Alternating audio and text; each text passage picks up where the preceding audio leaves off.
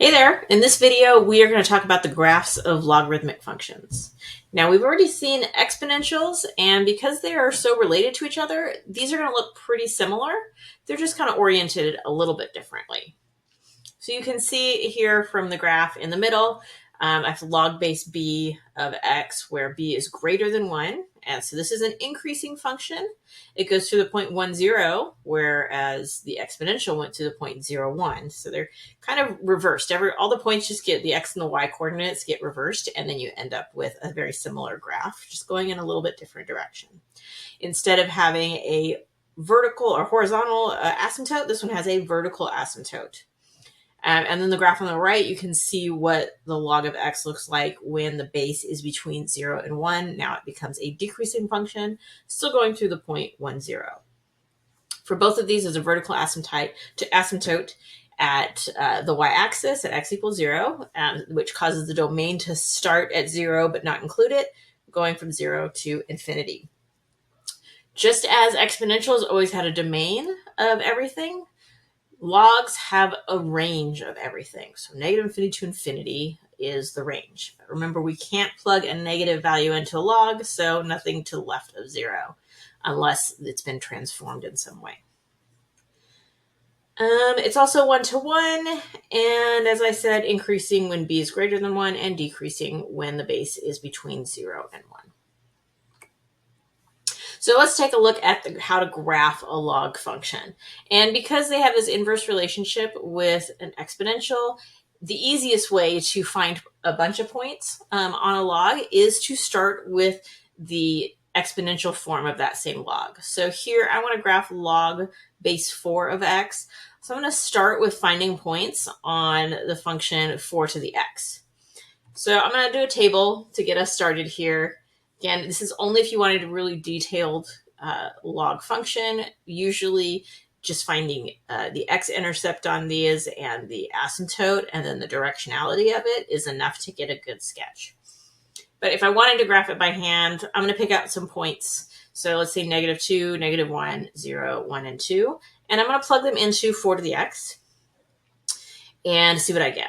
So let's see, if x is negative 2, 4 to the negative 2, that is going to be 1 over 16. 4 to the negative 1 is 1 over 4. 4 to the 0 is 1. 4 to the 1 is 4. And 4 squared is 16.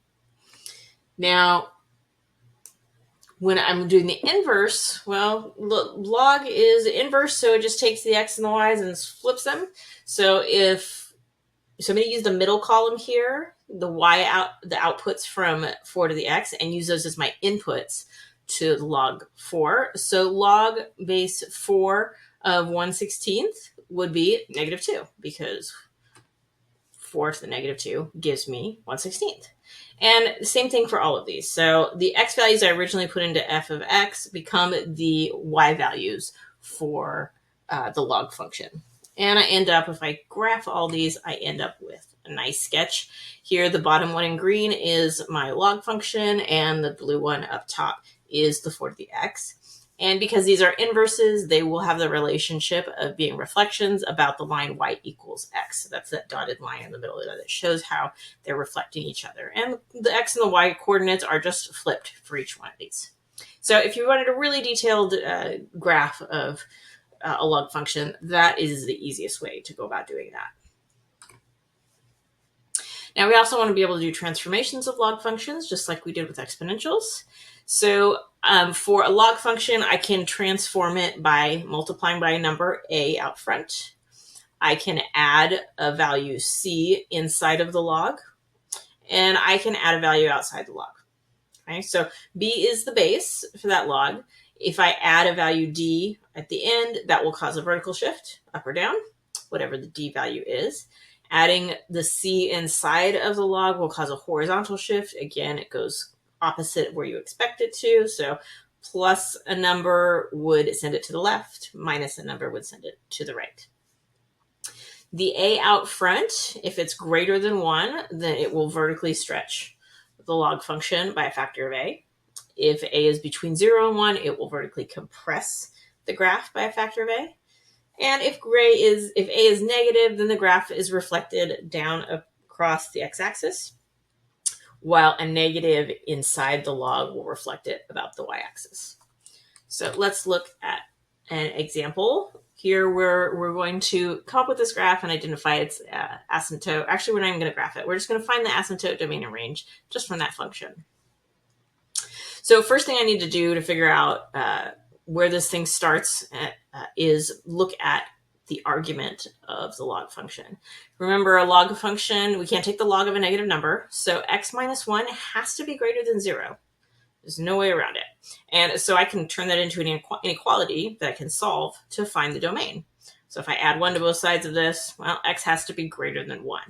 So I know that the domain starts at 1 and goes to infinity. I can also say from that information that the vertical asymptote is at 1. So x equals 1 is the asymptote. And the range for any log function is always everything negative infinity to infinity. So I've got all of the things that was asked for that particular function.